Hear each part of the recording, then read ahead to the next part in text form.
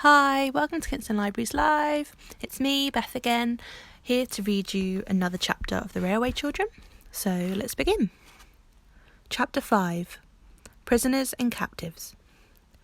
It was one day when Mother had gone to Maidbridge. She had gone alone, but the children were to go to the station to meet her. And, loving the station as they did, it was only natural that they should be there a good hour before there was any chance of Mother's train arriving, even if the train were punctual, which was most unlikely. No doubt they would have been just as early, even if it had been a fine day, and all the delights of the woods and fields and rocks and rivers had been open to them. But it happened to be a very wet day, and for July, very cold. There was a wild wind that drove flocks of dark purple clouds across the sky, like herds of dream elephants, as Phyllis had said. And the rain stung sharply, so that the way to the station was finished at a run. Then the rain fell faster and harder, and beat slantwise against the windows of the booking office, and of the chill place that has general waiting room on its door. "It's like being in a besieged castle," Phyllis said. "Look at the arrow of the foe striking against the battlements." "It's much more like a great garden squirt," said Peter. They decided to wait on the upside, for the down platform looked very wet indeed, and the rain was driving right into the little bleak shelter where the down passengers had to wait for their train. The hour would be full of incident and of interest, for there would be 2 up trains and 1 down to look at before the one that should bring Mother back. "Perhaps it'll have stopped raining by then," said Bobby. "Anyhow, I'm glad I brought Mother's waterproof and umbrella." They went into the desert spot labelled General Waiting Room, and the time passed pleasantly enough in a game of advertisements. You know the game, of course. It is something like Dumbo Crambo. The players take it in turns to go out and then come back and look as like some advertisement as they came, and the others have to guess what advertisement it is meant to be. Bobby came in and sat down under Mother's umbrella and made a sharp face, and everyone knew she was the fox who sits under the umbrella in the advertisement. Phyllis tried to make a magic carpet of Mother's waterproof, but it would not stand out stiff and raft-like as a magic carpet should, and nobody could guess it. Everyone thought Peter was carrying things a little too far when he blacked his face all over with coal dust and struck a spidery attitude and said he was the blot that advertises somebody's blue-black writing fluid. It was Phyllis's turn again, and she was trying to look like the Sphinx that advertises what's-his-name's personally conducted tours up the Nile when the sharp ting of the signal announced the up train. The children rushed out to see it pass. On its engine were the particular drivers and firemen who were now numbered among the children's dearest friends. Curtsies passed between them.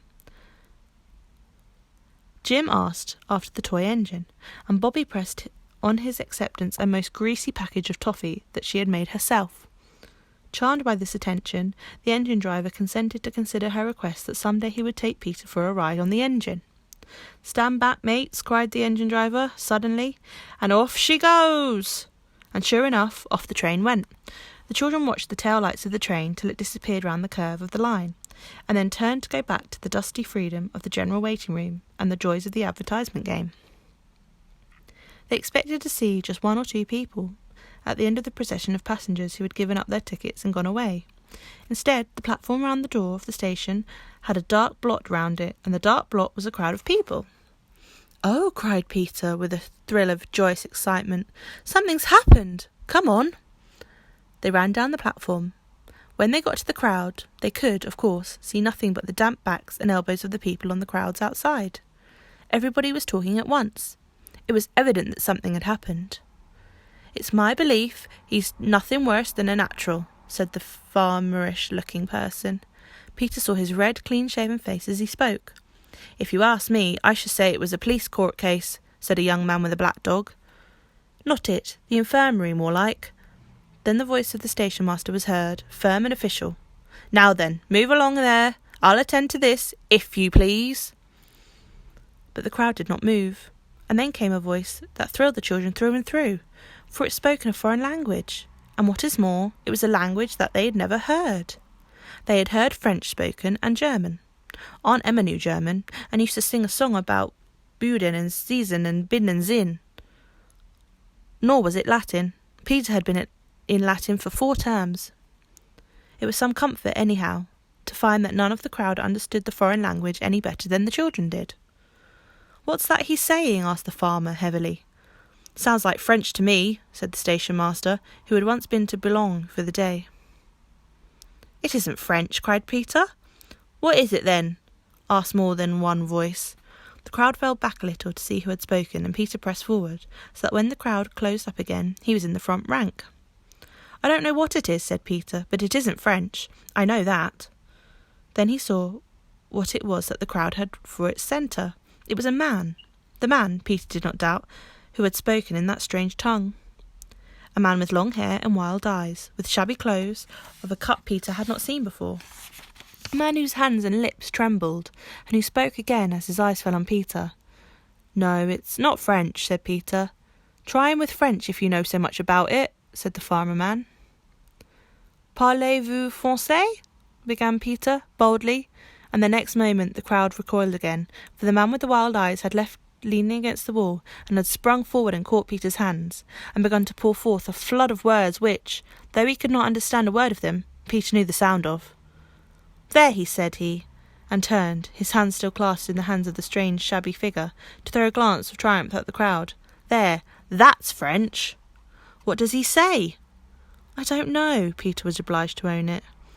"Here," said the station master again. You move on, if you please. I'll deal with this case." A few of the more timid or less inquisitive travellers moved slowly and reluctantly away, and Phyllis and Bobby got near to Peter. All three had been taught French at school. How deeply they now wished that they had learned it. Peter shook his head at the stranger, but he also shook his hands as warmly and looked at him as kindly as he could. A person in the crowd, after some hesitation, said suddenly, "No comprenez," and then, blushing deeply, backed out of the press and went away. "Take him into your room," whispered Bobby to the station master. "Mother can talk French. She'll be here on the next train from Maidbridge." The station master took the arm of the stranger, suddenly but not unkindly. But the man wrenched his arm away, and cowered back, coughing and trembling, and trying to push the station master away. "Oh, don't," said Bobby. "Don't you see how frightened he is? He thinks you're going to shut him up. I know he does. Look at his eyes." "They're like a fox's eyes when the beast's in a trap," said the farmer. "Oh, let me try," Bobby went on. "I do really know one or two French words, if I could only think of them. Sometimes, in moments of great need, we can do wonderful things that in ordinary life we could hardly ever dream of doing." Bobby had never been anywhere near the top of her French class, but she must have learned something without knowing it, for now, looking at those wild, hunted eyes, she actually remembered, and what is more, spoke, some French words. She said, "Vous André, ma mère parle français. Nous..." "What's the French for being kind?" Nobody knew. "Bon is good," said Phyllis. "Nous entrez bon pour vous?" I do not know whether the man understood her words, but he understood the touch of her hand as she thrust hers into his, and the kindness of the other hand that stroked his shabby sleeve. She pulled him gently towards the inmost sanctuary of the station master. The other children followed, and the station master shut the door in the face of the crowd, which stood a little while in the booking office, talking and looking in the fast-closed yellow door, and then by the ones and twos went its way, grumbling. Inside the station master's room, Bobby still held the stranger's hand and stroked his sleeve. "Here's a go," said the station master. "No ticket. Doesn't even know where he wants to go. I'm not sure now, but what I ought to send for the police." "Oh, don't!" all the children pleaded at once, and suddenly Bobby got between the others and the stranger, for she had seen that he was crying.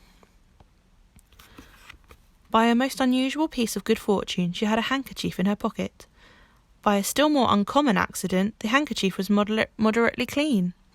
Standing in front of the stranger, she got out her handkerchief and passed it to him so that the others did not see. "Wait till Mother comes," Phyllis was saying. "She does speak French beautifully. You just love to hear her." "I'm sure he hasn't done anything like you sent to prison for," said Peter. "Looks like without visible means to me," said the station master. "Well, I don't mind giving him the benefit of the doubt till your mamma comes. I should like to know what notions he got the credit of him, that I should." Then Peter had an idea. He grabbed an envelope out of his pocket and showed that it was half full of foreign stamps. "Look here," he said. "Let's show him these. Bobby looked and saw that the stranger had dried his eyes with a handkerchief, so she said, "All right." They showed him an Italian stamp and pointed from him to it and back again, and made signs of question with their eyebrows. He shook his head. Then they showed him a Norwegian stamp. The common blue kind it was, and again he signed no. Then they showed him a Spanish one, and at that he took the envelope from Peter's hand and searched among the stamps with a hand that trembled. The hand that he reached out at last, with a gesture as of one answering a question, contained a Russian stamp. "He's Russian," cried Peter, "or else he's like the man who was, in Kipling, you know. Russia's an awful place. That's why he's so frightened. They do dreadful things to you there just for nothing at all. Mother told me." The train from Maybridge was signalled. "I'll stay with him till you bring Mother in," said Bobby. "You're not afraid, Missy?"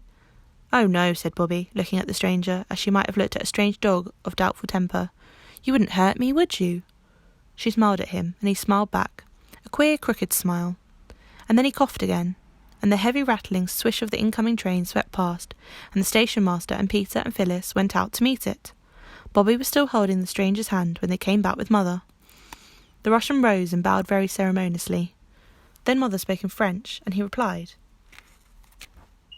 haltingly at first, but presently in longer and longer sentences. The children, watching his face and Mother's, knew that he was telling her things that had made her angry and pitying, and sorry and indignant all at once. "Well, Mum, what's it all about?" The station master could not restrain his curiosity any longer. "Oh," said Mother, "it's all right. He's a Russian, and he's lost his ticket, and I'm afraid he's very ill. If you don't mind, I'll take him home with me now. He's really quite worn out, and I'll run down and tell you all about him tomorrow." "I hope you won't find you're taking home a frozen viper," said the station master doubtfully. "Oh, no," Mother said brightly, and she smiled.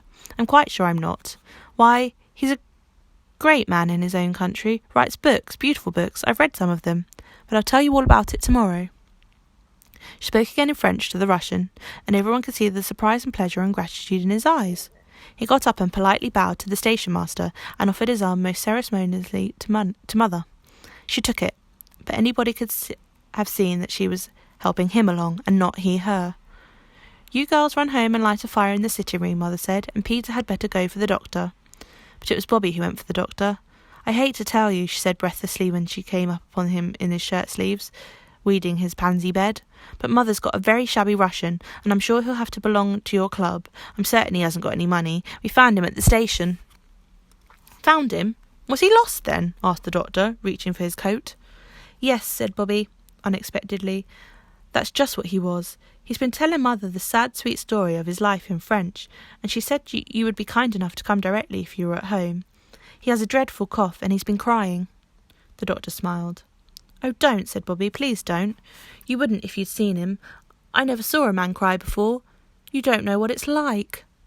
Dr. Forrest wished then that he hadn't smiled. When Bobby and the doctor got to the Three Chimneys, the Russian was sitting in the armchair that had been Father's, stretching his feet to the blaze of a bright wood fire, and sipping the tea Mother had made him. "The man seems worn out, mind and body," was what the doctor had said. "The cough's bad, but there's nothing that can't be cured. He ought to go straight to bed, though, and let him have a fire at night. I'll make one in his room. It's the only one with a fireplace." She did, and presently the doctor helped the stranger to bed. There was a big black trunk in Mother's room that none of the children had ever seen unlocked. Now, when she had lighted the fire, she unlocked it and took some clothes out, men's clothes, and set them to air by the newly lighted fire. Bobby, coming in with more wood for the fire, saw the mark on the nightshirt and looked over to the open trunk. All the things she could see were men's clothes, and the name marked on the shirt was Father's name.